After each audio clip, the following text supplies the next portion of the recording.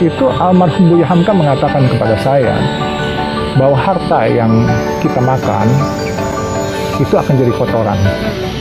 Harta yang kita simpan, kita tumpuk harta, itu akan jadi warisan atau akan jadi rebutan.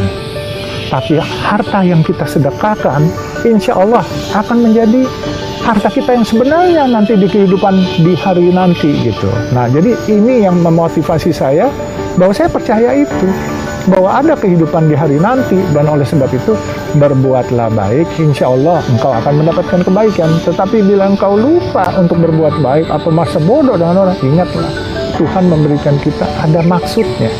Bukan sia-sia Tuhan memberikan kita rezeki, kekayaan, itu ada maksudnya. Maksudnya yaitu ada rezeki orang lain yang harus kita distribusikan.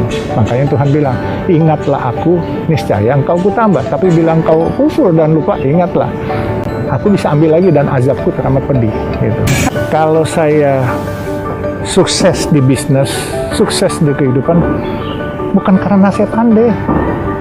Saya ini bodoh, saya ini nggak sekolah tinggi, tetapi semua karena Sang Pencipta menginginkan saya terangkat dan dihormati orang mungkin. Saya nggak butuh itu sebenarnya, tetapi Allah menggerakkan itu, semua gerak Tuhan. Jadi kalau pinter nggak, saya sekolah, saya tidak sarjana. Tetapi saya percaya bahwa ada kata-kata sesepuh orang Tionghoa.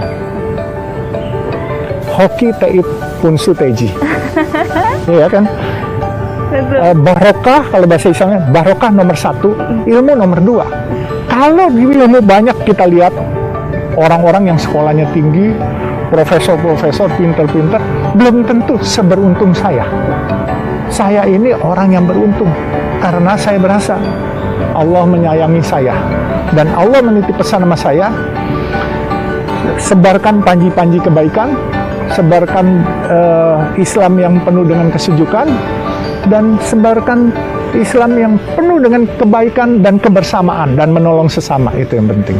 Jadi makanya kalau orang bilang ilmunya apa, lah saya aja kagak tahu ilmunya, pinter juga kagak, di sekolah boleh bilang yang paling bodoh saya. Karena apa? Bahkan ada boleh bilang saya tinggal kelas, orang-orang udah naik kelas. Bahkan teman-teman saya ada yang dokter di rumah sakit TNI, rumah sakit Polri, semua ada dokter. Saya dokter kagak lulus, saya sempat tingkat 1. Kayaknya saya bilang ada yang insinyur, ada yang cum laude semua. Saya enggak, tapi saya beruntung. Mereka masih kerja sama orang, saya mempekerjakan orang. Ini Allah berikan kesempatan, tapi bukan buat saya jadi takabur terus sombong diri atau lebih hebat, enggak.